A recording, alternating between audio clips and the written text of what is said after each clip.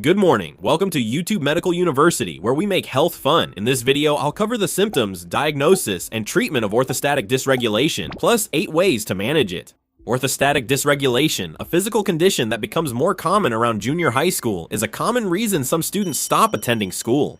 People may say things like, "Aren't you just being lazy?" or "Isn't it just a mental issue?" due to lack of awareness about orthostatic dysregulation. This ignorance causes prejudice and discrimination, making the person feel worse and worsening symptoms. It's a very challenging condition. Here's an example from my practice. A first-year junior high girl gradually stopped attending school around summer. At first, she was able to go to school in the afternoon, but gradually she couldn't even attend in the afternoon. She started going to a separate room at school, and eventually, by autumn, she couldn't go to school at all. She came into the examination room with her parents, and her parents said, "Isn't our daughter just being lazy? She's so energetic at night, so why can't she get up in the morning?" Some parents think she's energetic on her days off, so maybe it's just psychological. However, in this child's case, after listening to her story in detail and conducting tests, it turned out that she actually fit the criteria for orthostatic dysregulation. With proper lifestyle guidance and medication, I saw her symptoms gradually improve. What I want to convey in this video, and I'll mention it again at the end, is that this isn't an illness you can overcome just by toughing it out. This video is for those who might be wondering if they have orthostatic dysregulation, their parents, and also healthcare professionals involved in their care, so please watch until the end. At the end of the video, I'll share 8 ways to treat it. I'll introduce non-pharmacological therapies like lifestyle guidance, along with pharmacological treatments and medications for orthostatic dysregulation, all based on guidelines. Please listen until the end. On this channel, I share simple, fun videos to help you get healthier starting tomorrow. Please subscribe so you don't miss new videos. Now, here's today's video table of contents. In today's video, I'll first talk about how many people are affected by orthostatic dysregulation, whether there are any differences between men and women, and some general epidemiological information. Next, I'll explain what kinds of symptoms are associated with orthostatic dysregulation. As I mentioned earlier, it's a physical condition, so I'll go over the mechanisms behind why it becomes difficult to get up in the morning and why symptoms like dizziness, palpitations, and stomach aches occur. Fourth, I'll talk about how orthostatic dysregulation is diagnosed, and also mention that there are other physical illnesses that are often mistaken for orthostatic dysregulation. It's also important to rule out those other conditions, which I'll explain. Finally, I'll share 8 ways to treat orthostatic dysregulation. These are non-pharmacological therapies recommended for orthostatic intolerance, specifically lifestyle habits. I'll explain what you should do, what kinds of foods you should eat, what kind of lifestyle you should aim for, and whether medication can be used. For this video, I'm referencing the 2nd edition of the Pediatric Psychosomatic Medicine Society Guidelines, as well as this book, Proper Understanding and Support for Children with Orthostatic Intolerance. This book in particular explains things in a way that's easy for the general public to understand, so even if you're not a healthcare professional, it's recommended for anyone who wants to learn more about orthostatic intolerance. Please consider using it as a reference. First, let's discuss how many children worldwide have orthostatic intolerance and the typical progression of the condition. Does it ever improve on its own? Are more boys or girls affected? I'll explain these points. Since I'll mention orthostatic intolerance often, I'll abbreviate it as OD. OD is increasingly common among junior high students. It's said that the peak age is around 10 to 16 years old, and when it comes to gender differences, it's said that girls are relatively more affected. So when we talk about how common OD is among kids, it's actually said to be about 10%. That's 10%. That means 1 out of every 10 kids. So in a class of 30 students, that means 3 of them are struggling with OD symptoms. Don't you think that's quite a lot? And what's even more important is that data shows that 30 to 40% of children who can't go to school, who are not attending school, are struggling with OD symptoms, and that's why they can't go. So it's not just that they have some kind of mental illness, or that they're being bullied, and that's why they're not going to school. In fact, there are people who can't go to school because the OD symptoms are so tough for them. However, orthostatic intolerance, OD, isn't widely recognized, so people often ask, aren't they just lazy? Isn't it a mental issue? Many school teachers, and even some doctors, aren't familiar with the term orthostatic intolerance. I believe that's true. Even teachers and doctors may not know about it, so it's understandable some parents don't either. I'm making this video to help people recognize OD symptoms and better support those suffering. Now, I'll explain what kind of symptoms OD has. These are the symptoms of orthostatic intolerance, or OD. Feeling lightheaded, dizziness when standing up, and feeling unwell when standing. Feeling unwell after bathing or encountering something unpleasant. Experiencing palpitations or shortness of breath after minimal activity.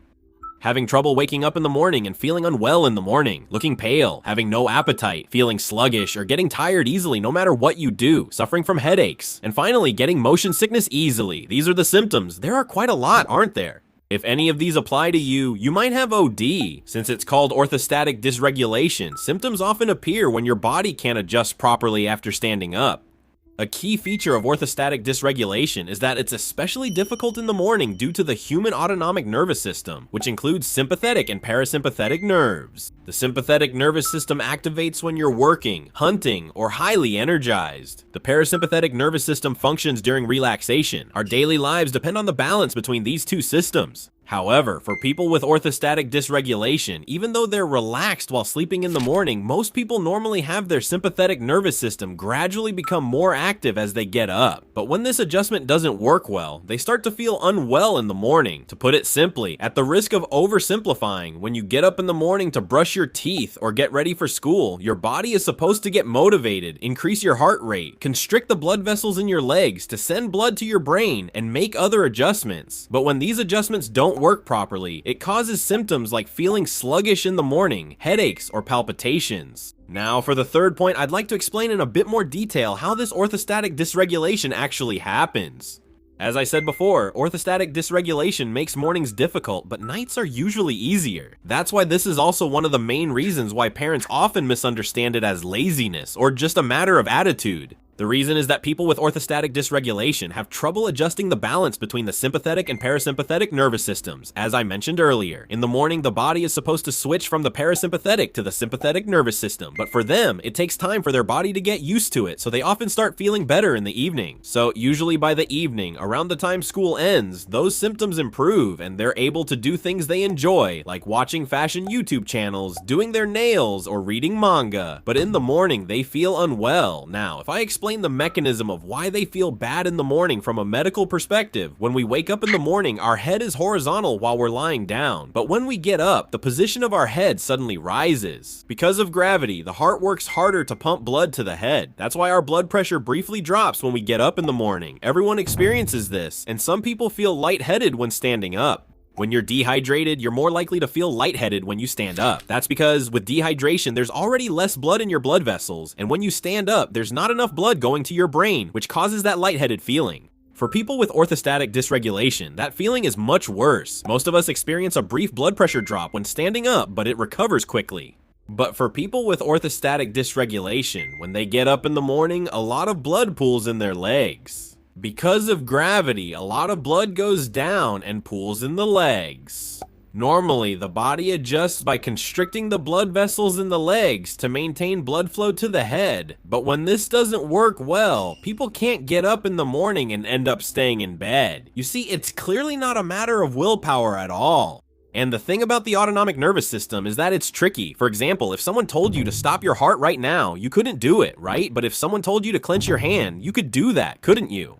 Some body parts are under our control, while others aren't. You can control your hands, feet, or speech, but you can't control things like stopping your heart or your stomach from moving. That's the autonomic nervous system. So the autonomic nervous system can easily be affected by even a little bit of stress. I'm sure you've noticed your heart rate increase when nervous or had a stomach ache before an important exam. The autonomic nervous system is closely linked to your mind. That's why, without understanding from those around them, like teachers at school or parents, the person feels stressed and their OD symptoms can get even worse. When that happens, it creates a vicious cycle where the symptoms get worse, making it even harder to go to school, or the symptoms get worse and they can't eat properly anymore. And if people around them start saying they're just being lazy and lose understanding, it really leads to a vicious cycle. That's why it's so important for those around them to understand and offer support. Now, let's move on to how orthostatic dysregulation, or OD, is diagnosed. There's a test called the new orthostatic test that's used to diagnose orthostatic dysregulation. It's also called the Shellong test. In this test, blood pressure and heart rate are measured while lying down, and then after lying down for about 10 minutes, the changes in blood pressure and heart rate are observed at the moment the person stands up. Based on that, orthostatic dysregulation has several different subtypes. Some people have a tendency for their pulse to increase when they stand up, while others may faint or collapse after standing for a while. Since there are various subtypes, we diagnose which one applies to the individual. And what's even more important is to rule out other physical illnesses before diagnosing orthostatic dysregulation. A common case is with females who start menstruating in junior high school and experience menorrhagia, which means excessive menstrual bleeding leading to anemia. When you become anemic, you may experience more dizziness, shortness of breath, or palpitations, so it's important to check for anemia and also check the thyroid. The thyroid is an organ located here that secretes hormones to boost your energy, but if its function becomes overactive, it can cause palpitations or make you feel tired easily. On the other hand, if the function of the thyroid decreases, your body goes into energy-saving mode, which can make you feel cold, tired easily, or lose your energy. So it's important to check for both overactive thyroid, known as Graves' disease, and underactive thyroid through blood tests. In addition, although it's rare, there are congenital heart diseases. This means the shape of the heart, the thickness of the heart muscle, or the size of the heart can be larger, smaller, thicker, or thinner than normal. When these kinds of things happen, you might experience dizziness or palpitations, so sometimes we also do an electrocardiogram or an echocardiogram of the heart.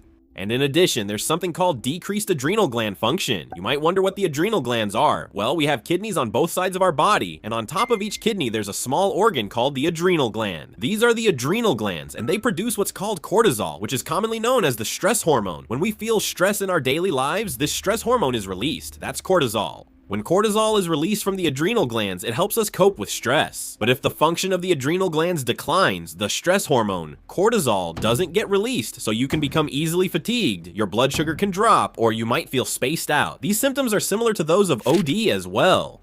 If we suspect this, we check cortisol levels with a blood test and so on. If nothing is found after checking these things, and if the orthostatic test suggests orthostatic dysregulation, then that becomes the diagnosis and treatment will begin. Now finally, let's talk about 8 ways to treat orthostatic dysregulation. So here are 8 ways to treat orthostatic dysregulation. The first one is exercise. Some of you might be thinking, is it really okay to exercise when you have orthostatic dysregulation and you're already feeling bad? But it's fine as long as you do exercise that isn't too strenuous. It's okay if you get a little out of breath, but you should still be able to have a normal conversation, especially when you're not feeling well. It's okay not to exercise. It's good to do some light exercise in the afternoon or evening as you start to feel better, doing what you can. You can go for a walk, try dancing if you like, or even when it's hard to get up, you can exercise while lying down, like moving your legs as if you're cycling. Recently, exercising while lying down has also been recommended, so try to exercise within your own limits. Actually, by doing this, your cardiopulmonary function can be strengthened, and as a result, it's said that symptoms like dizziness when standing up or headaches can improve more easily. Here are 8 ways to treat OD. The second one is salt intake. Salt. For most lifestyle-related conditions, we're advised to limit salt to under 6 grams. However, for people with OD, it's the opposite. It's said that you can consume 10 to 12 grams per day. Generally, the recommended salt intake is about 6 to 7 grams, but compared to that, 10 to 12 grams is quite a lot, isn't it? It's said that you can actually take in quite a bit more. The reason for this is that when you consume salt, it helps retain water inside your blood vessels. It's called sodium, and this mineral has the effect of drawing water into the blood vessels. For people with orthostatic dysregulation, dehydration can make symptoms like dizziness more likely, so it's recommended to take in more salt to prevent that. And especially for children with orthostatic dysregulation, their symptoms tend to get worse during hot weather or in the summer, so it's said that it's important to make sure they get enough minerals during those times. Now, here are 8 ways to treat orthostatic dysregulation. The third point is fluids. It's about fluid intake. For someone who weighs about 30 kilograms, aim for 1.5 liters per day. And for those who weigh about 45 kilograms or more, try to aim for around 2 liters. That's quite a lot, isn't it? For children, it's pretty difficult to take in that much fluid, I think. But as I mentioned earlier, taking in fluids is important to prevent dehydration. How much are you actually drinking in a day? It turns out some people are only getting about 500 milliliters of fluids a day. Some children are like that, so it's important to check your own drinking habits first. Now, let's discuss the 8 treatment methods. The fourth is temperature control, for the same reason as with fluids. When it gets warmer, dehydration is more likely. Kids with orthostatic dysregulation often improve in winter, but their symptoms can worsen in spring and even more in summer. So you need to be especially careful in places where the room temperature is too high. That's why I'd like teachers at school to be considerate as well. Things like ventilating the room as much as possible, turning on the air conditioner, or avoiding environments that are too hot become very important. So as a recommendation, it's best to avoid exercising under the blazing sun as much as possible, and to always carry a water bottle so you can drink water whenever you want. I think being mindful of things like that is a good idea. Now, let's move on to 8 ways to treat it. The 5th one is this: avoiding blue light. With orthostatic dysregulation, you start to feel better in the evening and are able to finally do the things you wanted to do earlier. Everything you want to do gets pushed to the evening, making it easy to stay up late. When that happens, your day and night get reversed, and it becomes even harder to wake up in the morning. With orthostatic dysregulation, you must be careful not to let your day and night get reversed. So the key point is that if you get exposed to blue light from things like TVs, smartphones, or computers, it becomes easier for your day and night to get reversed. Since your sleep phase can easily get delayed, it's recommended to use blue light filters on your smartphone. Avoid looking at screens for about 3 hours before bed. Read a book, do some stretching, take a bath, or do other relaxing activities. Here are 8 ways to improve it. Number 6 is this one. It's about how to get up. This is just one technique, but for kids with orthostatic dysregulation, it's hard for blood to flow to their heads. So when getting up, try not to raise your head quickly. Instead, keep your head down and get up slowly like this. In this position, check if your symptoms aren't too severe, then slowly raise your head. That's important. So when getting up from lying down, it's important not to raise your head quickly, but to keep your head down, turn to your side slowly, and then get up. Trying these kinds of techniques can really help, so I think it's a good idea to give them a try. And another thing you can try, although this is only weekly recommended, is using compression stockings. They're also called compression tights. Wearing tight-fitting tights compresses your leg blood vessels, making it easier for blood to flow to your head. So some people have found that wearing these compression stockings during the day after getting up makes their symptoms easier to manage, so please consider trying compression stockings as well. Wearing them all night or all day can reduce blood flow or cause injuries, so it's better not to wear them while sleeping and put them on when you get up. Now, here are 8 ways to treat orthostatic dysregulation. The 7th one is this: medication. There are many different types of medication, so I won't go into detail here, but one commonly used medicine is called metrogen. This is a medication that works to raise blood pressure. One thing to note about this medicine is that it's not particularly fast acting. It doesn't work immediately after you take it, and it doesn't work for everyone. It's a medication that works slowly, so you might start to feel the effects after about 2 weeks or even a month. Don't stop taking it just because you think it's not working. Make sure to follow your doctor's instructions and take it as directed. I know it can be tough to get up and take your medicine, so it's important to keep it near your bed so you can take it as soon as you wake up. Keeping your medicine and some water by your bedside can help make sure you take it properly. 8 ways to treat orthostatic intolerance. Number 8. The last one is this. It's about getting support from others and finding a trustworthy doctor. Orthostatic intolerance is hard to cure, even with these 8 treatments. Many people try various methods but still struggle to improve. It's also important that those around you stay patient. It's said that with orthostatic intolerance, most people experience a reduction in symptoms as their bodies develop and mature, especially around the ages of 16 or 17. So please don't let those around you become too pessimistic. It's natural for the person themselves to feel worried. That's why it's important for those around them not to get impatient. When others recognize their symptoms, offer support, and encourage them not to push themselves, it can aid recovery. Building a strong support system and maintaining a good relationship with their doctor is important. Develop an open, communicative relationship with your doctor. I think it's important to find a doctor you can talk to about anything and work with them and hospital staff to face symptoms together. Having this attitude is really important. What did you think? This time, I explained the symptoms and epidemiology of orthostatic intolerance, how it occurs, how it is diagnosed, and how it is treated. Orthostatic intolerance occurs when autonomic nervous system imbalance causes symptoms. This isn't due to laziness or mindset. It's not an illness that improves just by changing your attitude, so begin with what you can handle and take it step by step. Through this video, I hope that as many people as possible will learn about orthostatic intolerance and that the world will become a little easier for those struggling with orthostatic intolerance. Thank you very much for watching until the end. If you liked this video, please give it a thumbs up and subscribe to the channel. Well then, see you in the next video.